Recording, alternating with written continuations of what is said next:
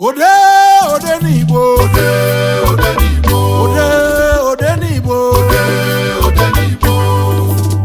Ayo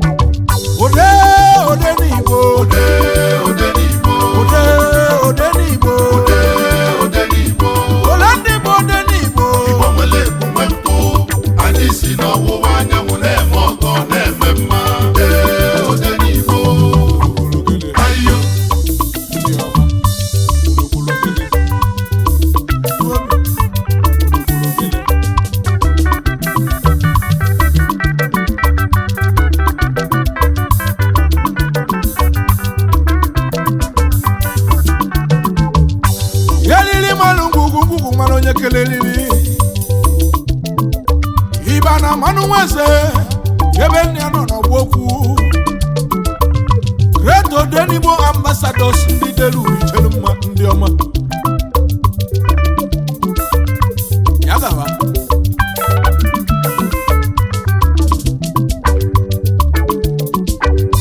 Odenigbo hey Great Odenigbo Ambassadors ndị mmemme otu nwere ifunanya ọrụ anyị tiri mbụ ka anyị wezitere azụ maka ndị Great Odenigbo Ambassadors ndị nwere ebuwe mpụ ndị mmemme okwu obi ka anyị ji aga na nghọta na ifunanya na ọganiru na anyị na-enyere onwe anyị aka n'ụwa wee marụ n'ezigbo oyi ka ajọ nwanne mma ife onye kwuru ka ibi ya ekwelu na anyị na-emekọta ife ọnụ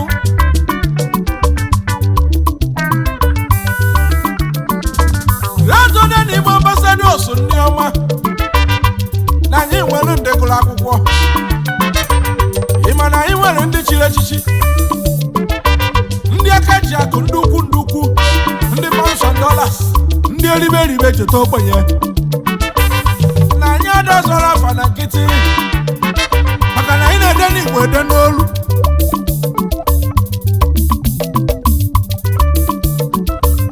ibe Chukwu kwuru emezugo nụ nkwa Chukwu kwelu ndị Igbo emego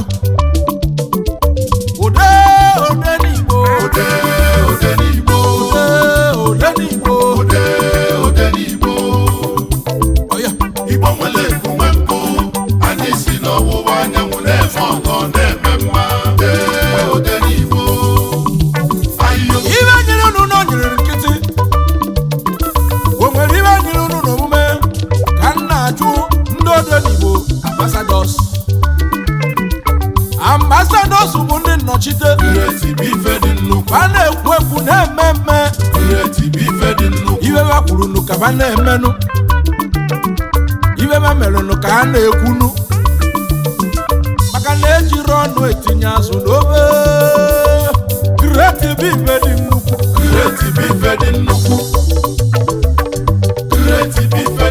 ndị Igbo na-ajụ ajụjụ kere ndị bụ Great Odenigbo Ambassadors a na-ekwu okwu ya ọ bụ otu jikọtara onwe ha ọnụ na-agba mbọ otu ọ ga-esi dịrị Igbo mma. Ọkwa na afọ 2017 ka ndị Igbo siri ike jikọtara onwe ha ọnụ ụmụ Great Odenigbo Ambassadors. Ha na-eme ife dị ebube, ha na-eme mma, ha na-enyere onwe ha aka, ha na-enyere ndị ụwa aka. Great Odenigbo Ambassadors unu akarịsigo.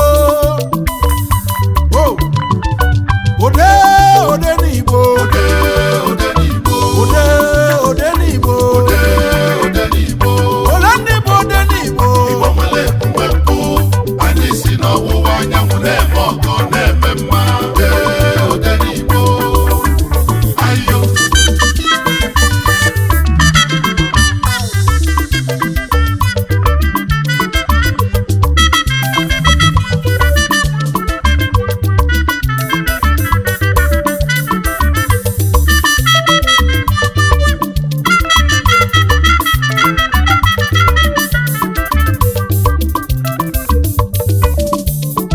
onye na-enwere nna ka ikpe malụ, maka na onye na-enwere nna na ọtọlatọ n'elu. Great Odenigbo Ambassadors anyị nwere ndị nnukwu nna, ndị na-agbasiri anyị ife, ndị na-akụziri anyị ife. Ọ bịawa arụ anyị agbaba ndị nna anyị, a sị ka eweta febute ego. High Chief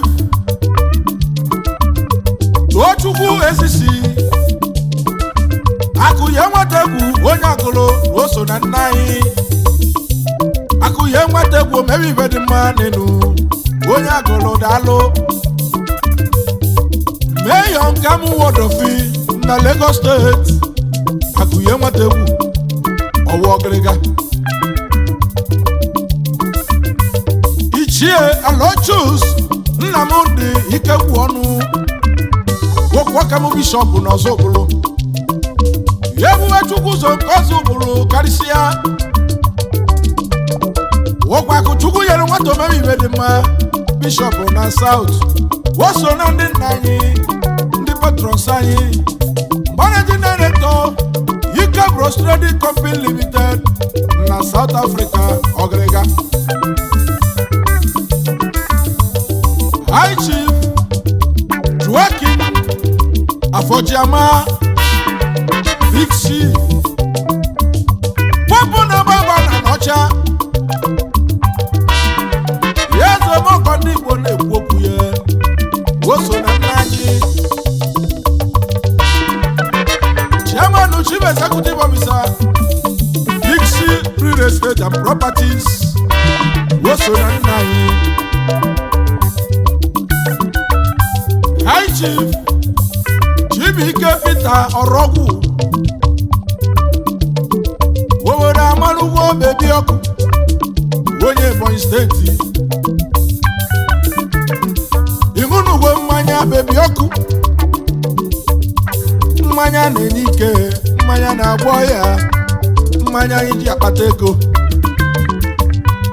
O so na ndị patron anyị.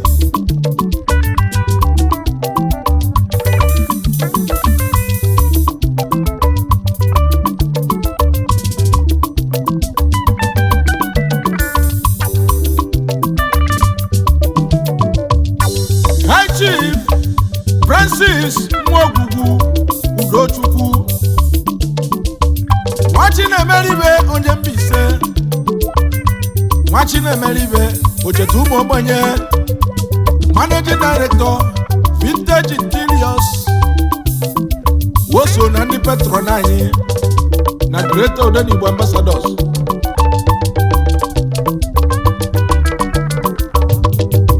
High Chief Ọnụọra nwa Jizọs onye alọ, anụ nyere onye ụsa ntabọ na alọ London. O so na ndị patron anyị, ndị mmemme. High Chief Godwin Agbasimelo ọka ndị ọka, Igbo amalugo ọga ndị ọga ya zebe ọga ndị Igbo na-ekwu okwu ya ọga ndị ọga o so na petron anyị obere chukwu n'Ezinifite hanchi ibe anyị okolo anyị ego Tanzania anyị ego ndị Igbo niile anyị losụlọ ise obere nwachukwu bunyere ike o so na petron anyị ndị ọgịrịga ọwụwa onye nwere nna na ibe amara onye nwere nna maka na nwa ọgaranya tiji ọdụ o were elu nna ya nwere kwa ụgwọ ọdụ ichekwurucha daba na maka na ichekwurucha gba na ọghọrọ mbuze ei Igbo na-enu ndị ike Igbo na-enu ndị chiri echichi Great Odenigbo Ambassadors ndị mere ibe ụzọ na-atụrụ ụzọ dị mma maka na onye ma ibe dị mma anyị etiela ya egwu onye metụ ibe dị mma ụzọ atụọ n'enu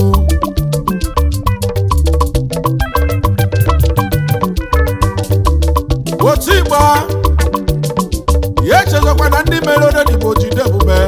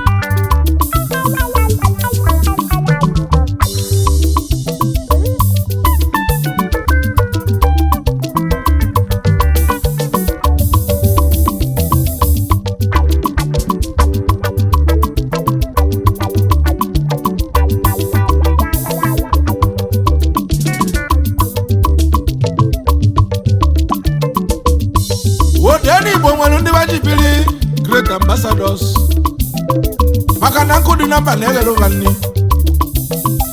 Ambassador Lee Anemeka Mwachimeleze wanu na South Africa William Van na South Africa Managing Director Flip and Son Pty Limited Change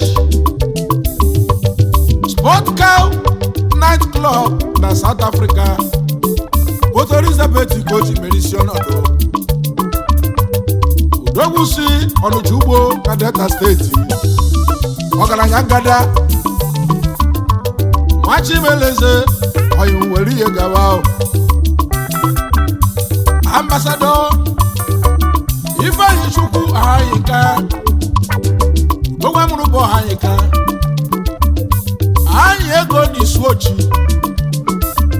anyị ego nwere ego ma obi eji eri ego anyị $1,000 anyị ego onye mmemme Ambassador Chidebere obodo dị mma Don Smart woku na-enyife wanụ n'uli Ulimulo oke nwa Managing Director Don Smart Investment Nigeria Limited Wonyuli no obere nwa jere South Africa batego ọ ga-adịrị gị mma Ambassador Nze Promise Udese ọzọ akụdị na nwa onye ihe ala Arab money ọkwa na Cape Town na South Africa ebe anwa ka ị na-achụ ego Managing Director Destiny Gold and Diamond Exchange Pty Limited ọgaranya Arab money aka na-ezinala anyị ego. Ambassador Emmanuel Chibike ọzọ Ozonle ya Ebube dike na Nsụka CEO Imarite Investment Nigeria Limited Imarite LLC Atlanta Georgia ọkwa na Atlanta Georgia na America yebe anwa ka iji nwere isi ọnọdụ.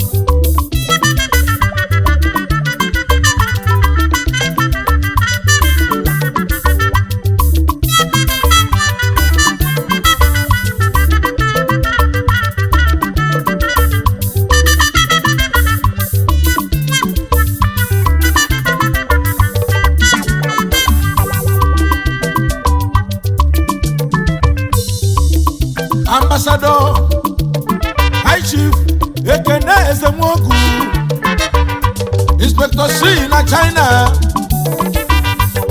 CEO Inspectors Business Link Limited Chairman Banjo Trading Company Limited Inspector Express Cash and Logistics na China ọgaranya amụrụ n'Ichida na Ọcha Local Government Anambra State ọgaranya.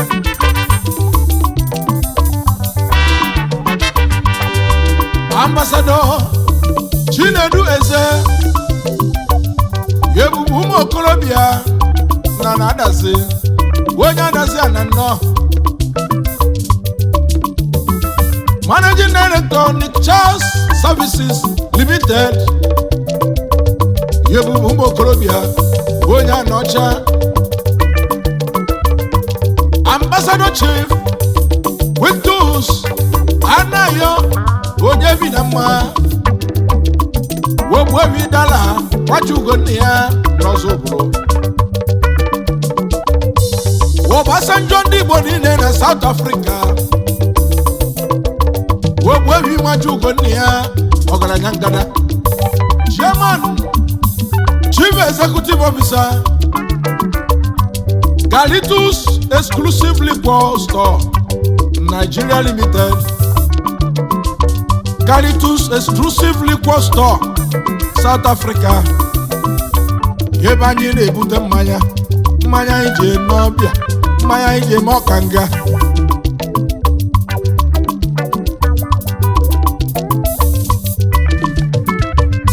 Ambassador High Chief Wobinna Alexander Ozo Bulubulu Yezomoko The Atlantic Ocean Managing Director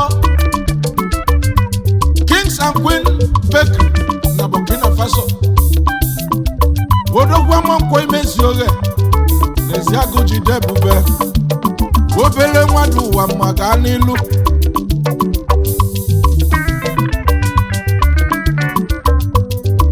Ambassador Prince Will Obiora MC also West Coast Entertainment Nzakonobi na Nimo Address in the West Coast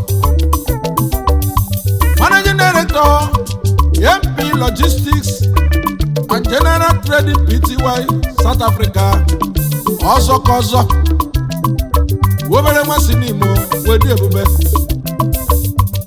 Ambassador Iwanyi Chukwu Igbokwe TMT Mmiriọma n'ọzọ bolo CEO The Lakaview Oladejo Car Dealers Odogwu East London ọkwa Mmiriọma n'ọzọ bolo. Odenigbo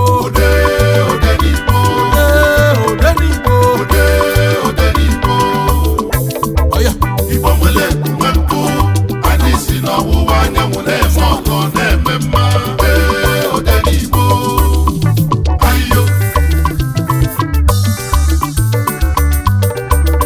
obi ogologele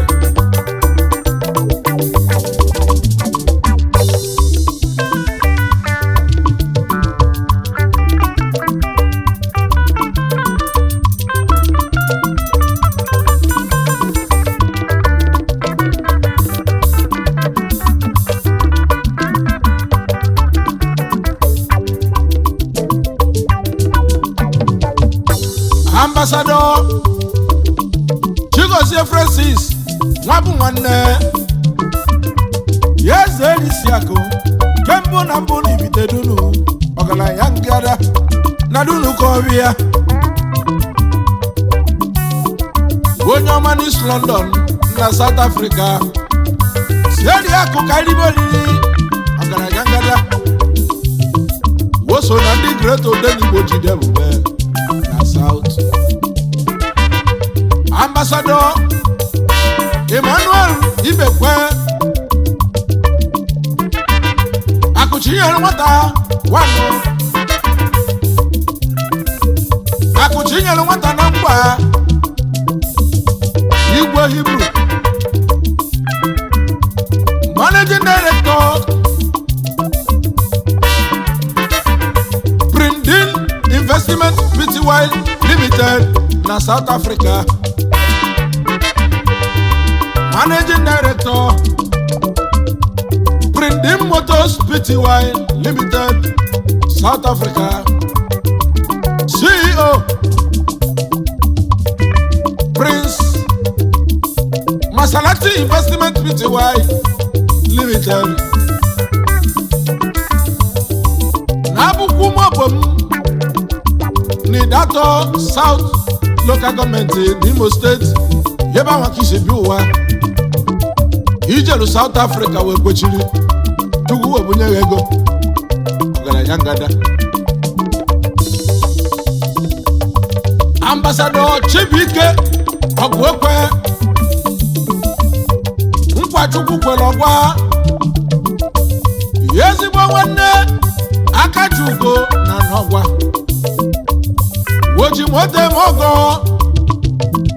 Wojimote mogo nwanne nkem CEO Chibike Links Electronic Nigeria Limited Nkwachukwu kwelu ndị ọgwa ọgaranya Ambassador Celestine Okoli Nnagelugo nwanne nkem ọgaranya ngada Medical Doctor Odogwu Odenigbo jidebube n'Australia Odogwu amụrụ na Nanka ọgaranya ngada n'Australia iso na ndị nwere iwe Ambassador Francis C. Adigwe Dara nwono n'obi Odogwu n'Umudara n'ihi ala local government na Anambra State ebe ahụ aka isi n'ụwa Ọkpachukwu gọziri ga-agọzi site na nwatakịrị ịnọ na Cape Town, South Africa ebe ahụ aka ime ọfụma Ambassador Prince Chijioke Yeso Onyedika Ọzọ Onyedika Chukwu Managing Director Prince Chijioke Onyedika Investment Limited Odogwu n'isi ọbịa kisi n'ụwa ọkụ ịnọ na Odenigbo Lagos ebe ahụ gị na-achụta ego Igwe biko zuru mba Honorable Azuhari Ango Genesis Odogwu na Nkwere onye ọma na Vietnam kino obere nwa Chukwu gọziri agọzi okwu oke osisi ozuru mba Ambassador Desmond Emezie mmiri mara ego nnekwe onye ọma mmiri mara ego arụkọsara ego n'ụwa. Managing Director The Smart Ventures Limited, The Smart Solar ebe anọ ịpawa gbogbere onwe ya ọkụ. Say bye bye to NEPA with The Smart Solar. Ọkwa ebe anyị nọzi o. Ambassador Nnemeka Collins Yezayom Sai Wozo dị na nwe mako. Wozo dị na nwe mako. Managing Director Yezia General Trading. Managing Director Yesi Bricks Ties South Africa. Wozo dị na nwa dị na mako.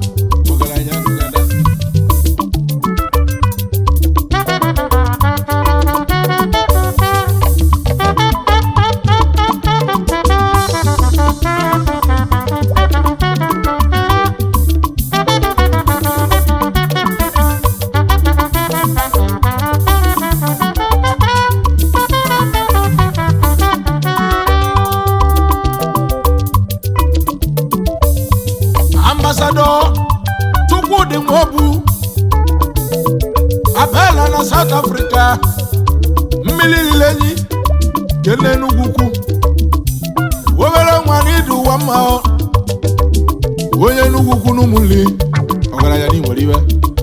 Abela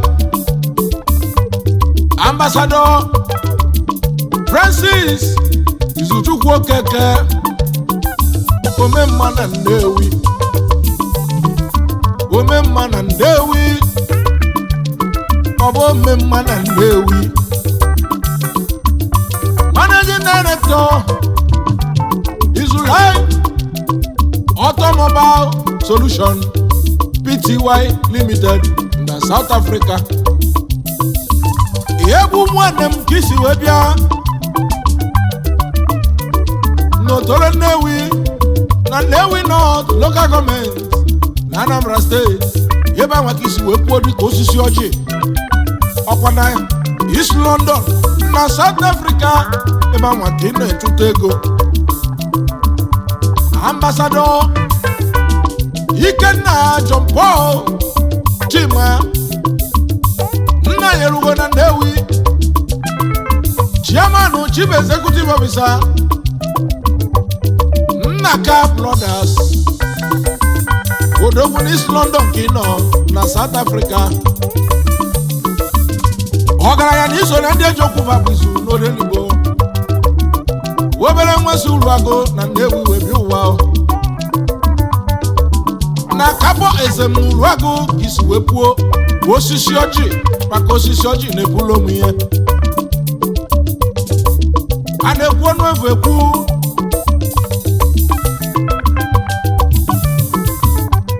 Honorable onye a na-ekwu Ejime Julius di Ejim Odogwu na South Africa. Odogwu n'Igbodo Delta State.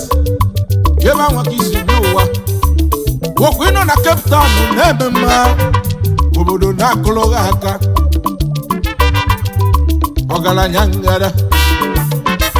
Ambassador Ifeanyi Ọhafulugo. Ọgaranya na South Africa. Young Elder Odogwu n'Igodo Kingdom na Delta State. Igbodo mụrụ nnukwu nwa. Obodobo nwa nọ na Cape Town, South Africa. Ebe anwa ka ị na-achụ ego ọgaranya. Ambassador Osuji Onyebuchi Francis. Nwoke nwa mụrụ n'Igbo Ukwu. Ejiri alụkwu zụọ ya. Ndị besara ya ugo n'ọgwa. N'ọgwa dị na mba itoolu. Managing Director Buchi Automobile. The CEO Buchi Motors odogwu na East London na South Africa wewere Nwachukwu gọziri agọzi gị mebe mma Ambassador Nwokeji Joseph odogwu amụrụ be Nwokeji Chief onye ya na chi ya dị na mma webere Nwachukwu tụnyere ụkawa n'ụmụ nama n'Ọsụ lokal gọọmenti n'Imo steeti ebe a maka isi kwuo dịka osisi odogwu na Lagos steeti dị na-eme ụwa ihe ọgaranya nwere ibe Ambassador Udo Agbala Ọdịnaka Anthony Ugochalacha n'Ọzọ Ụbụlụ Igbo na-ekwe na Ugochalacha n'Ọzọ Ụbụlụ maka na Ugochalacha nwere ochuchu n'enu Tofa na South Africa Tony Padua Enterprises Limited onye ọma na South Africa gaa n'iru ọ ga-adịrị gị mma maka na Chukwu gọziri gị agọzi Ambassador Oleka Victor Onyekachi KVO wosi na nwata bụrụ ọgaranya n'ahịa ezu Mbaise maka na Mbaise na-amụ oke nwa azụ Mbaise mụrụ oke nwa azụ Mbaise mụrụ ọgaranya CEO KVO Mat ID Services Nigeria Limited onye ọma na Abuja ka iji nwere isi ọnọdụ Abuja ndị ọma ibe me n'ọkwa aka m Ambassador Ikenna Paul Iwuchukwu Ifadigo na Nnewi Ifadigo na Nnewi Chief Executive Officer Exclusive Level Fashion Limited ọkwa ndị ọma Odenigbo jibiri na South karịsịa Ambassador Ebube Kevin Okoli Agụ Okoli na Nnewi bụ maka nwa Agụ Okoli na Nnewi Ebenko na UK United States United Kingdom Managing Director Ebenko UK Limited Construction Company Keji Malodogo na London ọgaranya gada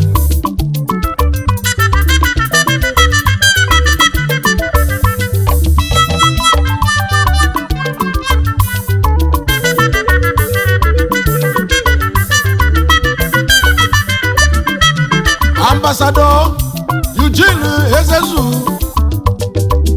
Akusina Chinesi Nibite Nnewi South Local Government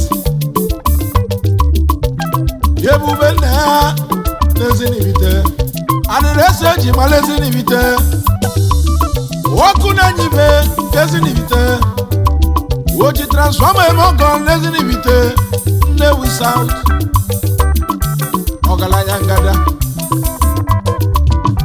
Managing Director Don't Stop Power Links Udogwu na Lagos State Yeba nwaki na wewe ọgịrịga ọgaranya Ambassador Victor Eze Woku na nyive n'ọlụ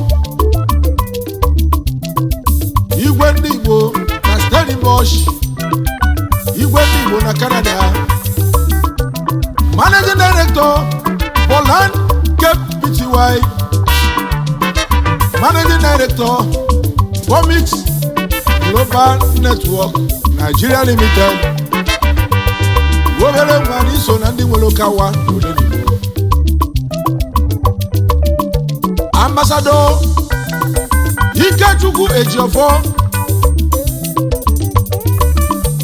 Yeze Nnabude Nnozo Obolo Ofoji Odogwu na United Kingdom Campus Pados Lodge na UK Yeze Nnabude onye ozugbo nwanne nke m ọgaranya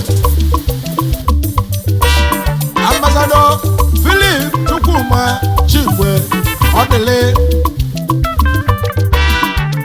aka ekpuchi ọnwa ịma na aka dị ekpuchi ọnwa ọgaranya ngada onye Great Odenigbo Ambassadors DJ ndukwu Ambassador Apostle Prophet Anthony Womelebele Snow Oshimiri atata Oshimiri onye n'obi Oshimiri atata onye n'obi Founder White as Snow Fire Ministry onye amụma Chukwu na n'onu ya ọtọpụrụ ndị ekeleke Managing Director Apuke Police Importer and Exporter Clothing and Footwears Kiji Karisia Managing Director Apuke Electronics Kalusuto Ndị Odenigbo ka ịgbalịa na-egbu onye mara bụ egbunemu onye mmakpọrọ onye egbunemu maka na mmadụ akarịa anyị na-ede n'Igbo ede n'olu Odenigbo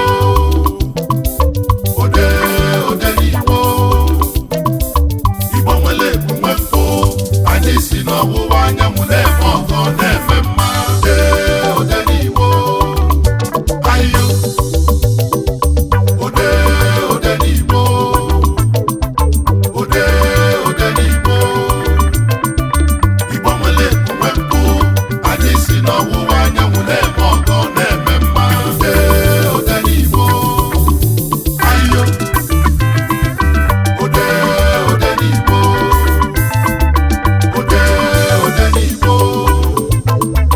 Igbo nwere emume mpụ anyị si n'ọwụwa anyanwụ na-eme ọgọ na-eme mma